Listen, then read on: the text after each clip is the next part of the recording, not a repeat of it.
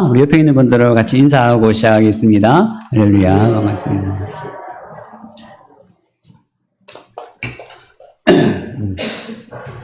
네, 감사합니다. 오늘 우리가 읽은 이 본문은 애굽에 내려진 10가지 재앙 중에서 세 번째 재앙인 이 재앙과 네 번째 재앙인 이 파리 재앙을 기록하고 있는 본문입니다. 그런데 이 재앙은 단순히 애굽에 이런 재앙이 내려졌다는 사실이 중요한 것이 아니라 이 재앙을 통해서 결국 드러나는 것은 하나님께서 누구이신가, 하나님이 어떠한 분이신가가 드러나는 거예요. 하나님께서 만물을 통치하시는 절대 주권자라는 이 사실이 드러나는 것과 동시에 또 인간이 얼마나 완악한 존재인가를 함께 보여주고 있습니다. 특별히 하나님의 능력을 분명히 보고도 끝까지 돌이키지 않은 이 바로의 완악한 모습을 통해서 하나님을 거부하는 인간의 죄성이 얼마나 깊은가를 보여주는 거예요. 그러면 우리는 먼저 이 세 번째 재앙인 이 재앙을 함께 살펴보도록 하겠습니다. 16절인데요. 여호와께서 모세에게 이르시되 아론에게 명령하기를 내 지팡이를 들어 땅에 티끌을 치라 하라. 그것이 애굽 온 땅에서 이가 되리라.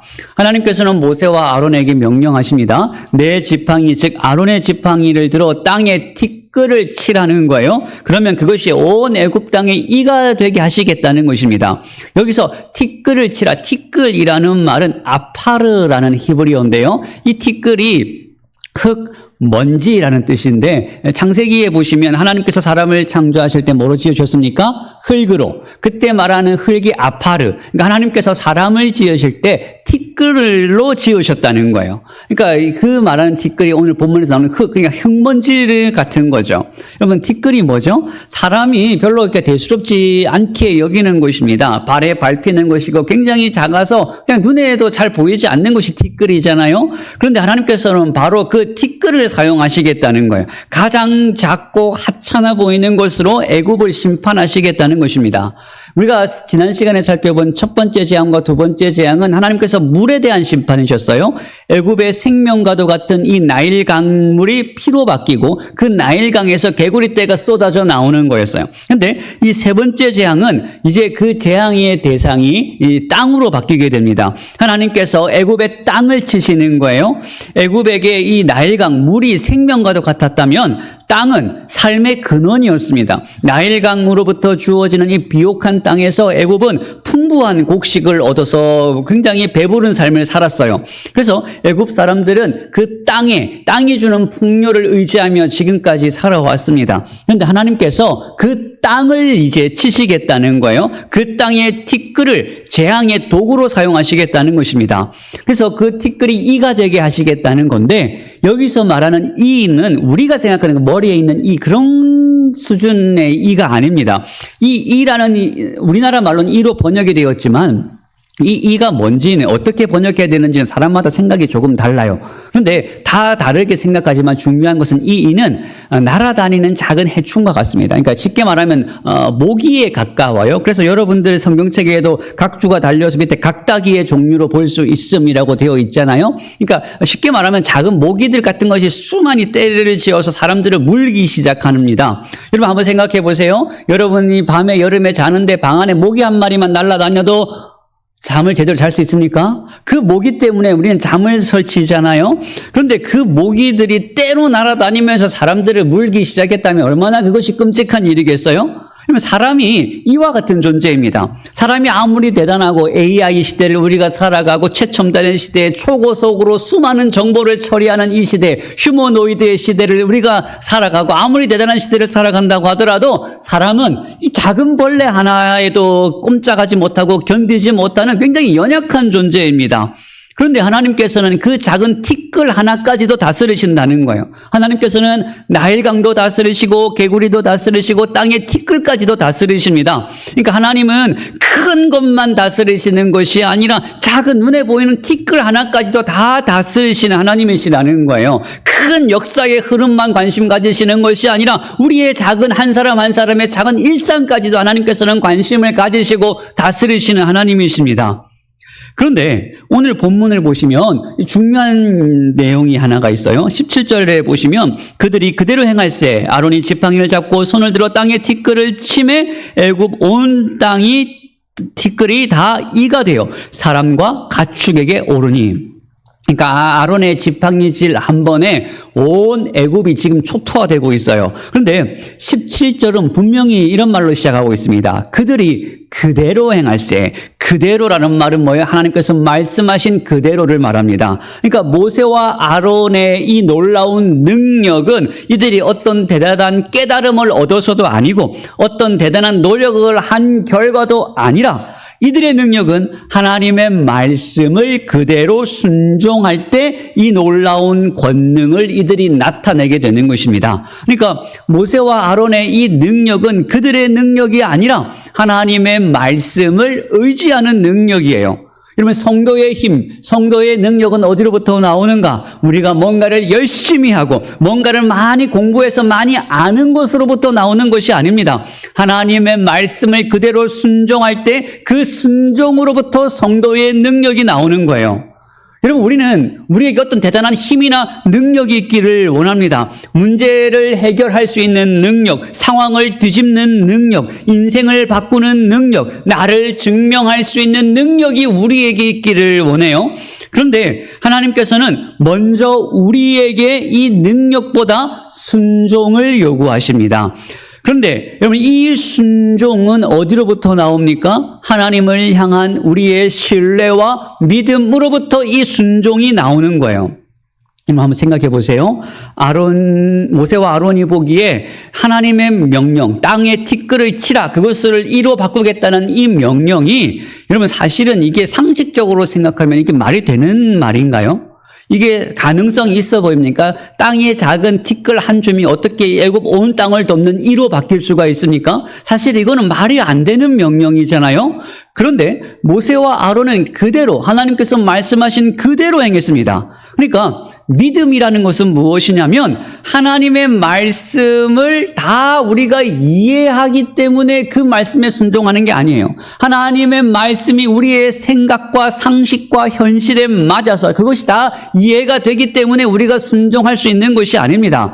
우리의 생각과 우리의 상식과 우리의 현실과는 맞지 않는 하나님의 말씀이라고 할지라도 그 말씀을 하신 분이 하나님이 말씀하셨기 때문에, 그 말씀이 하나님의 말씀이기 때문에 우리는 그 하나님을 신뢰함으로 그 말씀에 순종하는 거예요. 그리고 그렇게 순종하는 그 순종으로부터 성도의 능력, 하나님 말씀의 능력을 우리가 경험하게 되는 것입니다. 여러분, 이것이 곧바로 이어지는 애굽의 요술사들의 모습과 대조를 이루고 있어요. 자, 18절을 보시면 요술사들도 자기 요술로 그같이 행하여 이를 생기게 하려 하였으나 못하였고 이가 사람과 가축에게 생긴지라. 성경은 뭐라고 기록하고 있습니까? 요술사들도 자기들의 요술로 그와 같이 하여 이를 생기게 하려 하였으나, 이들의 의도와 목적은 뭐예요? 하나님의 모습, 하나님의 능력을 흉내내 보려고 하였으나, 결과는 하려고 하였으나 하지 못했다라는 것입니다. 그러니까 요술사들은 일을 만들지도 못했고, 그리고 그 일을 없애지도 못했다는 거예요. 그리고 상황은 어떻게 바뀌고 있습니까? 18절 마지막에 이가 사람과 가축에게 생긴지라. 그러니까 이는 더 퍼져나갔다는 거예요. 상황은 더 악화되고 있는 것입니다. 그러니까 요술사들은 어떻게 해서든지 이걸 흉내내거나 막으려 하였지만 현실은 그 반대로 되는 것이죠. 여러분, 이 요술사들은 우리가 볼 때는 참 어리석어 보이잖아요. 그런데 이 사람들은 어떤 사기꾼이나 어떤 그렇게 그런 어떤 낮은 사람들이 아니에요. 바로가 무슨 일이 있으면 제일 먼저 누구부터 불렀습니까? 지금 요술사부터 불렀어요. 그만큼 애굽에서 지식과 학식이 높은 사람으로 그 당시에 최고 엘리트 집단이었습니다. 그런데 지금까지 이 요술사들은 하나님께서 내리시는 재앙을 조금은 흉내낼 수는 있었어요. 그런데 이제는 완전히 그 양상이 달라져 버렸습니다. 이제는 흉내조차 못하는 거예요. 하려고 하였으나 하지 못한 것입니다. 그러니까 자신들의 현실을 바꾸지 못하는 거예요. 그러자 이 요술사들이 결국 뭐라고 인정합니까? 19절을 볼까요? 19절에 요술사가 바로에게 말하되 이는 하나님의 권능이니이다. 결국 이 요술사들도 뭐라고 인정할 수밖에 없어요? 이것은 하나님의 권능, 하나님의 능력이라는 것입니다. 그런데 재밌는 것은 우리나라 말 성경에는 하나님의 권능이라고 번역이 되어 있지만 여러분 성경책에 각주가 또 달려있죠. 뭐라고 밑에 번역이 되어 있습니까? 손가락. 그러니까 원래 원문은 히브리어 원문은 이는 하나님의 손가락입니다 라는 거예요. 이것은 하나님의 손가락으로 된 일입니다 라는 뜻이에요. 그럼 왜 손가락이라고 표현을 하고 있을까요? 온 애굽이 이 하나로 꼼짝도 못하고 있는데 이 능력은 하나님의 팔도 아니고 하나님의 손도 아니고 단순히 하나님의 손가락으로 하신 일이라는 거예요. 사람이 온 힘을 다 써도 불가능한 이 일을 하나님께서는 손가락 하나 까딱하는 이 작은 움직임 하나로도 충분히 하실 수 있다는 거예요. 이게 하나님의 권능이라는 것입니다. 그러니까 이 일은 하나님께서 수고롭게 힘쓰고 애쓰셔서 된 일이 아니라 하나님께서는 아주 작고 사소한 일이라는 거죠. 그러니까 하나님께서는 지금 바로와 힘겹게 싸우고 계시는 것이 아니라 애굽을 손가락 하나로도 아니면 그 말씀 한마디로도 완전히 초토화시킬 수 있으신 분이시라는 것을 지금 이 요술사들이 인정하고 있는 거예요. 이걸 반대로 말하면 우리에게는 아무리 큰 문제라고 할지라도 내 앞을 가로막고 있는 큰 산과 같은 문제라고 할지라도 그것은 우리에게나 큰 문제이지 하나님께서는 아무 일도 아니라는 거예요. 그러니까 참된 지혜는 무엇입니까? 참된 지혜는 우리의 한계를 인정하고 하나님의 능력을 신뢰하고 믿고 의지하는 거예요. 하나님, 우리는 티끌과 같은 존재입니다. 내가 할 수 없는 그 일을 하나님께서는 하실 수 있으십니다. 내가 감당할 수 없는 현실을 하나님께서는 감당케 하시는 분이십니다. 이걸 인정하는 것이 여러분 믿음이에요. 그래서 사도 바울은 뭐라고 고백합니까? 내게 능력 주시는 자 안에서 내가 모든 것을 할 수 있다라고 고백하고 있잖아요. 바울의 현실은 고난이고 환난이고 기근이고 고통이고 핍박이지만 그러나 사도 바울이 그 하나님의 능력을 의지할 때 내게 능력 주시는 이 하나님을 믿고 의지할 때 이 현실을 이겨낼 수 있는 능력, 인내할 수 있는 능력, 버틸 수 있는 능력, 감당할 수 있는 능력을 하나님께서 우리에게 주신다는 거예요. 여러분, 우리의 능력 되시는 하나님, 그 하나님께서는 오늘도 우리를 손가락이 아니라 그분의 편팔과 강한 손으로 우리를 지키시고 우리를 인도하시는 그 하나님이십니다. 그 하나님의 능력을 여러분 다 힘입으시기를 주님의 이름으로 축복합니다. 그런데 바로의 요술사들은 이렇게 인정하고 있는데 바로의 모습은 어때요? 바로의 요술사들이 하나님의 권능을 인정했음에도 불구하고 바로는 여전히 하나님을 인정하지 않습니다. 19절에 바로의 마음이 완악하게 되어 그들의 말을 듣지 않았다. 이제는 하나님의 말씀을 듣지 않는 요술사들, 지금 자기가 세운 그 요술사들의 말들도 지금 바로는 듣지 않는 거예요. 왜 그렇게 됐다고 말합니까? 바로의 마음이 완악하여서. 이것이 사람의 마음의 완악함입니다. 보고도 믿지 못하는 거예요. 알면서도 거부하는 것입니다. 듣고도 듣지 않는 거예요. 하나님의 능력을 지금 생생하게 경험하고 있는데 그 권능을 자기가 직접 경험하고 고통을 당하고 있는데 그럼에도 불구하고 그 마음을 바꾸지 않는 것입니다. 바로는 왜 끝까지 그 마음을 그렇게 바꾸지 않겠습니까? 바로는 여전히 하나님을 하나님으로 인정하고 싶지 않기 때문에 그래요. 하나님을 믿으려고 하지 않기 때문에 그렇습니다. 그래서 그 말씀을 듣고도 그 능력을 스스로 보고 경험하고도 끝까지 자기 마음과 고집을 굽히지 않는 거예요. 이것이 사람이 가지고 있는 완악함입니다. 우리가 가지고 있는 죄성이에요. 이걸 반대로 생각하면 오늘 우리가 하나님을 하나님으로 믿게 되고 그 하나님을 섬기게 되고 하나님을 예배하고 있는 이 상태가, 이 모습이 얼마나 큰 은혜인지를 우리는 깨달아야 됩니다. 우리가 하나님을 하나님으로 인정하는 것, 하나님이라고 부르게 되는 것, 예수 그리스도를 우리의 주님이라고 고백하게 되는 것, 말씀 앞에 무릎 꿇게 되는 것, 하나님을 예배하는 것 자체가 여러분 이게 그냥 되는 것이 아니라 사소한 일이 아니라 이게 기적이에요. 우리의 완악한 마음을 꺾으시고 우리의 마음을 부드럽게 하시는 성령의 역사로 우리가 하나님을 그렇게 예배하고 믿고 하나님을 섬기는 삶을 살아가게 되는 것입니다. 내가 예수를 믿기로 선택하고 여러분들의 의지로 이 자리에 나온 것 같지만 그러나 이 선택까지 우리가 가게 된 것이, 내가 이 선택을 하게 된 것이 완악한 우리의 마음을 무너뜨리시는 하나님의 놀라운 은혜의 결과라는 것을 여러분 믿음으로 고백하시기를 바랍니다. 그럼 여러분 이 은혜를 입은 사람은 어떻게 살아가야 될까요? 그것을 네 번째 재앙에서 보여주고 있습니다. 자, 네 번째 재앙은 파리 재앙인데요. 20절부터 시작이 됩니다. 네 번째 재앙은 모세가 아침 일찍 바로를 찾아가는 것으로부터 시작해요. 오늘 본문 20절을 보시면 여호와께서 모세에게 이르시되 아침에 일찍 일어나 바로 앞에 서라. 그가 물 있는 곳으로 나오리니 그에게 이르기를 여호와께서 이와 같이 말씀하시기를 내 백성을 보내라. 그러면 그들이 나를 섬길 것이니라. 하나님께서 모세에게 아침 일찍 바로에게 가라. 그때 바로가 어디에 있다고요? 물가에, 나일강가를 말합니다. 바로가 왜 아침 일찍 나일강에 나간다고요? 종교적인 목적이죠. 애굽의 신들에게 제사를 지내기 위해서 그것으로 하루를 시작하는 것이 바로 왕의 일과였습니다. 하나님께서 애굽에게 큰 권능을 베풀고 큰 권능을 나타내시고 하나님이 하나님이심을 지금 드러내 보여주고 계신데도 불구하고 바로는 여전히 누구를 섬기고 있습니까? 애굽의 우상들을 섬기고 있습니다. 그래서 하나님께서는 네 번째 재앙으로 바로를 치시는 거예요. 파리떼를 보내겠다는 거예요. 이 파리떼가 애굽 온 사람의 집과 애굽 온 천지에 가득하게 하겠다는 것입니다. 여러분, 이상기후로 뉴스에 러브버거들이 산에 가득하게 시커멓게 가득 채워 있는 뉴스 여러분 보신 적 있으시죠? 우리 주변에도 얼마나 많이 생깁니까? 올여름엔 더 많이 생긴다고 하는데. 근데 그 러브버거들은 우리를 물지는 않아요. 나쁜 해충은 아니라고 뉴스에서 이야기를 합니다. 근데 여기서 나온 파리는 달라요. 똑같이 새까맣게 뒤집는데 이 파리는 쇠파리입니다. 그러니까 흡혈파리예요.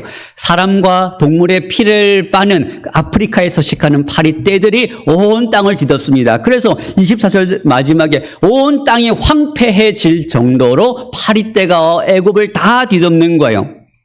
물론 이 파리 재앙이 끔찍하고 고통스러운 재앙인 건 분명하지만 그런데 오늘 본문에서 중요한 변화가 되는 한 가지 특징이 있습니다. 그것은 하나님께서 이 파리 재앙, 네 번째 재앙부터 이스라엘과 애굽을 구별하시기 시작하셨다는 거예요. 22절입니다.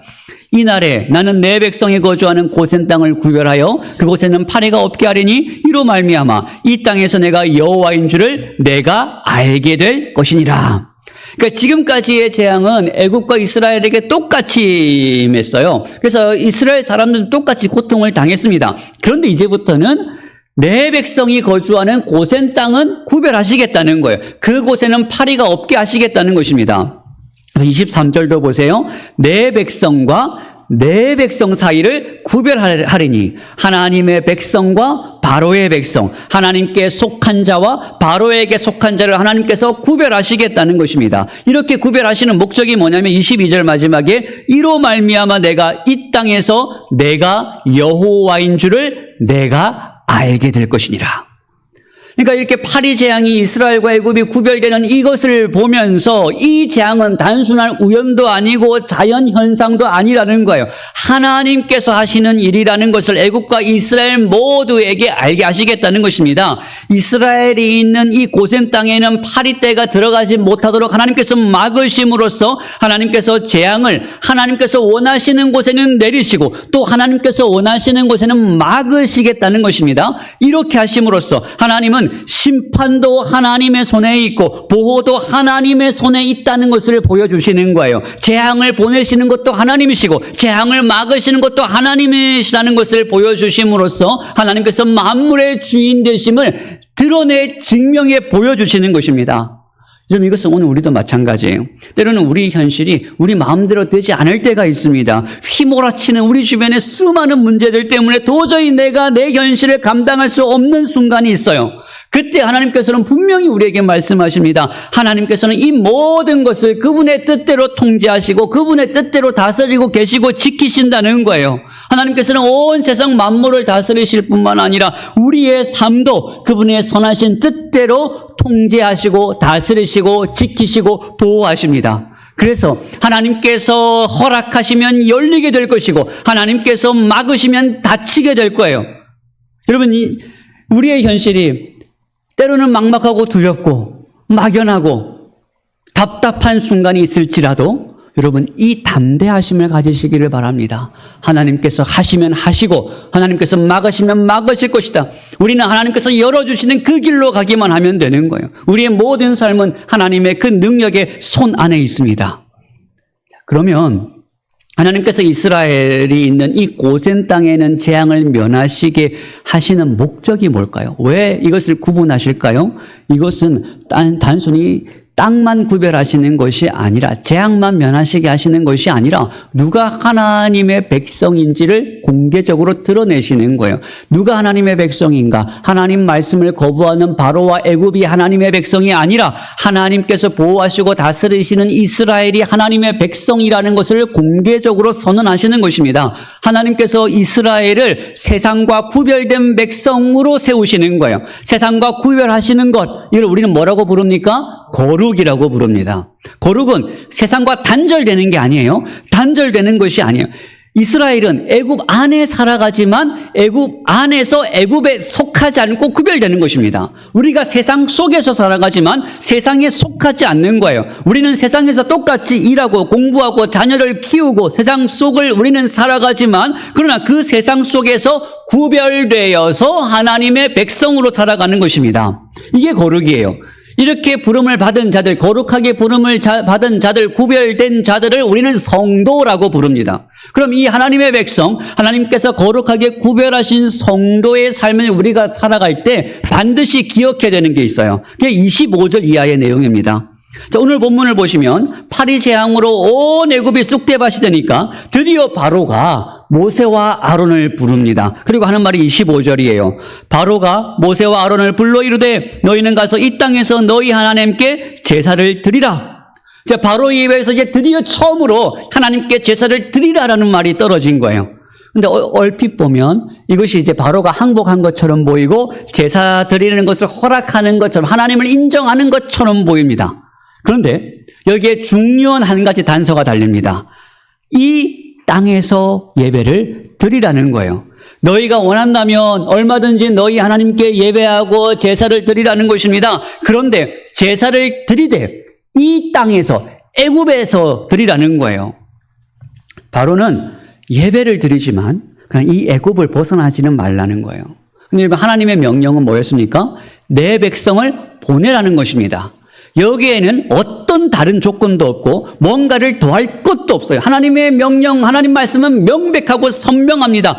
이스라엘이 애굽을 떠나가는 거예요. 그런데 바로는 하나님의 이 명령에 타협을 요구하고 있어요. 하나님께 예배를 드리되 여기서 예배를 드리라는 거예요. 굳이 수고롭게 애굽을 떠날 필요가 뭐가 있냐는 거예요. 여기서도 얼마든지 하나님을 예배할 수 있지 않겠느냐는 것입니다. 근데 이것은 바로가 하나님을 예배하는 것을 허락하는 것처럼 보이지만 여기에는 바로의 아주 교묘한 의도가 숨겨져 있어요. 바로는 단순히 지금 예배의 장소를 말하는 것이 아닙니다.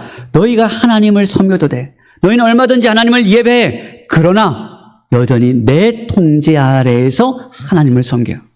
너희의 종교를 섬겨도 된다, 믿어도 된다. 그러나 여전히 내가 이 땅의, 이 나라의 주인이라는 거예요. 하나님을 인정하는 것처럼 보이지만 그러나 실제로는 끝까지 이스라엘에 대한 영향력을 놓지 않겠다는 것입니다. 그런데 모세는 어떻게 합니까? 이 바로의 제안을 단호하게 거부합니다. 26절에 그것은 부당합니다. 그러자 바로가 또 뭐라고 말합니까? 28절에 바로가 이르되 내가 너희를 보내리니 너희가 너희 하나님 여호와께 광야에서 제사를 드릴 것이나 너무 멀리 가지는 말라. 내가 그렇다면 너희를 보내주겠다. 내가 한 발 양보하겠다. 그러나 어떻게 합니까? 너무 멀리 가지는 말라. 하나님의 명령은 뭐예요? 27절에 사흘길쯤 광야로 들어가서 제사를 드리라는 것입니다. 그런데 바로는 너희가 가기는 가되 어떻게 하라고요? 너무 멀리 가지는 말라. 왜 멀리 가지 말라고 할까요? 언제든지 쫓아가면 잡을 수 있는 자신의 영향력 아래에서는 벗어나지 말라는 것입니다. 여러분, 이것이 세상이 우리를 유혹하는 방식이에요. 세상은, 여러분, 오늘날 우리 사회를 보세요. 우리가 예수 믿는 것을 막습니까? 얼마든지 우리의 신앙을 인정합니다. 하나님을 포기하고 우리의 신앙을 포기하라고 세상은 요구하지 않습니다. 얼마든지 하나님 섬기고 예수님 믿으라고 말합니다. 그건 너희의 신앙이니까 얼마든지 믿으라고 우리에게 이야기를 해요. 우리는 자유롭게 신앙생활 할 수 있다고 이야기합니다. 그런데 교회는 다녀도 되는데 너무 깊이 빠지지는 마. 예배만 잘 드리면 되지. 뭐 그렇게 더 열심히 할 필요가 있냐. 지금은 공부 열심히 하고 나중에 대학 가서 예수 잘 믿으면 되잖아. 나중에 취직하고 결혼한 다음에 상황이 좀 나아진 다음에 그때 예수 믿으면 되지. 뭐 그때 믿는 거나 지금 믿는 거랑 뭐가 달라? 남들이 하는 만큼만 하면 되지. 뭐 그렇게 헌신하고 있냐는 거예요.